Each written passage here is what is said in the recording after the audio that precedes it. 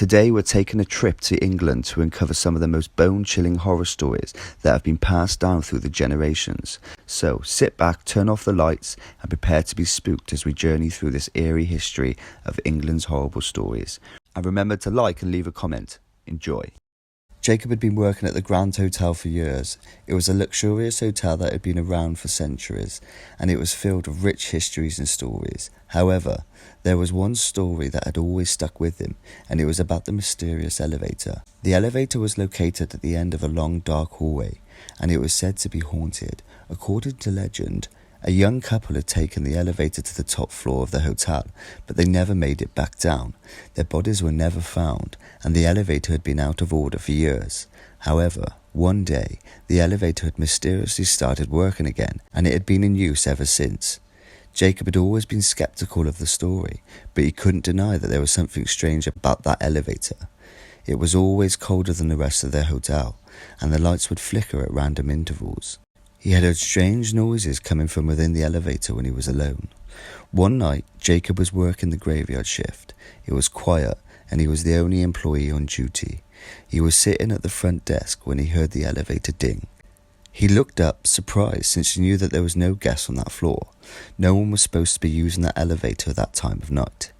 He watched as the elevator doors slowly opened, but there was no one inside. But he could feel the chill in the air. Jacob hesitated for a moment before stepping inside the elevator. He pressed a button to the top floor and the elevator started moving. The ride was smooth at first, but then it started to get bumpy. Jacob could hear strange noises coming from all around him, and he started to feel uneasy. The elevator stopped suddenly, and the doors opened. Jacob stepped out into a dimly lit hallway, and as he walked down it, he noticed that there was strange symbols etched into the walls. As he turned the corner, he saw a figure standing at the end of the hallway, and it seemed to beckon him forward. Jacob took a step towards it, but he heard the elevator doors closing behind him. He turned around and saw that the elevator had disappeared.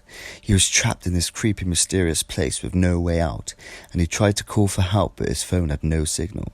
Jacob spent what felt like hours wandering through the endless hallways, hoping to find a way out, but the more he walked, the more lost he became. Eventually, he collapsed from exhaustion, and he woke up. He was back in the elevator. The doors opened and Jacob stumbled into the lobby, relieved to be back in the real world. He quit his job at the Grand Hotel the next day, feeling it was time to move on from that strange and eerie place. In London, England, a woman was walking home from work down a deserted street when she noticed a man following her. She quickened her pace, but the man also quickened his. She began to feel uneasy and decided to take a shortcut through an alleyway. As she walked through the dark, narrow alleyway, she felt a hand grab her shoulder. She turned around to confront the man who had been following her, but to her horror, what she saw was not a man at all. The figure was tall and thin, and his skin was pale as snow. Its eyes were dark and sunken. The woman tried to scream, but no sound came out. The creature whispered in her ear, "I've been waiting for someone. You can't escape now." She tried to run, but the creature reached out and grabbed her, pulling her into the shadows. The next morning, the woman's body was found in the alleyway. Her skin was pale as the creature's, and her eyes were dark and sunken. The police couldn't explain what had happened to her, but the rumours began to spread about the creature that had haunted the streets of London. Over the years, many more people disappeared without a trace, and many were found in the same circumstances as the poor woman was. The creature was said to only appear on cold nights, and its victims were always found with their skin drained of colour. One night, a group of young people decided to investigate the rumours of the creature. They all walked through the same alley where the woman had been killed, and to their horror, they saw the creature lurking in the shadows. They tried to run, but the creature was too fast. It chased them through the dark, twisting streets of London until they were trapped in a dead end. The creature cornered them, and they knew they were doomed. But then, a flashlight illuminated the creature's face, and they saw that it was no monster. It was a man, twisted and deformed, with some unknown disease. The man disappeared into the shadows, and the group of young people never saw him again. But the legend of the creature lived on, and a cautionary tale to the dangers that lurk in the shadows of the streets of London. In the heart of rural England, there was a long and winding road that stretched for miles through the countryside. It was a quiet and peaceful road, with little traffic and few signs of civilization. But there was one thing that made this road infamous among the locals. the hitchhiker ghost. Legend has it that a young woman had been killed in a car accident on the road many years ago. Ever since then, her ghost had been seen wandering the roadside, hitchhiking for the ride. Many drivers had reported picking her up, only to have her disappear from the back seat without a trace. Others had seen her in the rearview mirror, only to turn around and find that she was no longer there. But the most chilling reports came from those who had given her a ride all the way to her destination, only to have her vanish in thin air before their very eyes. One night, a young couple was driving down the road, headed home from a night out in the town.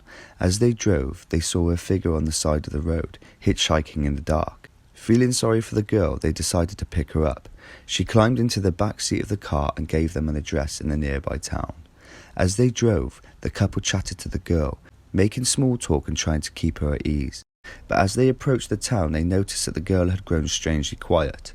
When they arrived at the address she had given them, they turned around to say goodbye, but the girl was nowhere to be seen.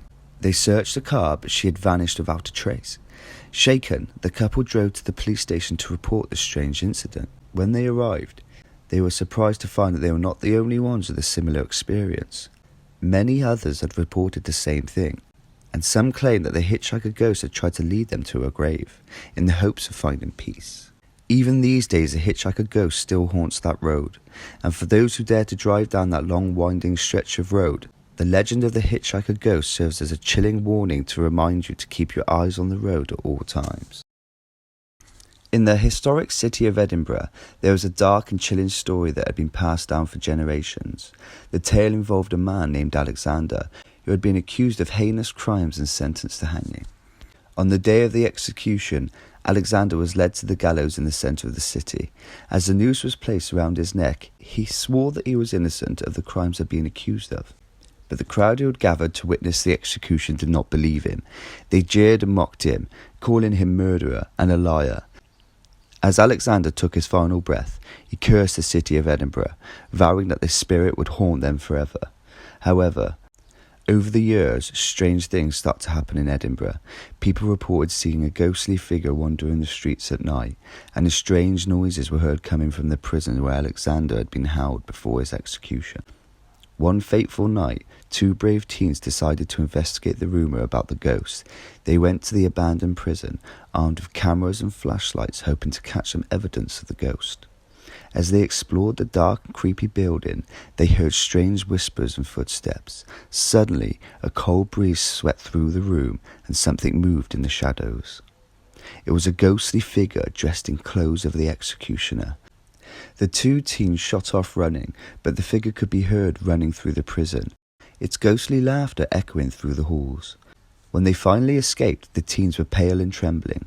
They later learned that the ghost that they had seen was Alexander, still lurking and seeking revenge on the city that wronged him. The people in Edinburgh were wary of the prison and the ghost of Alexander. Some claimed to see him wandering the streets at night, while others reported strange occurrences in their home.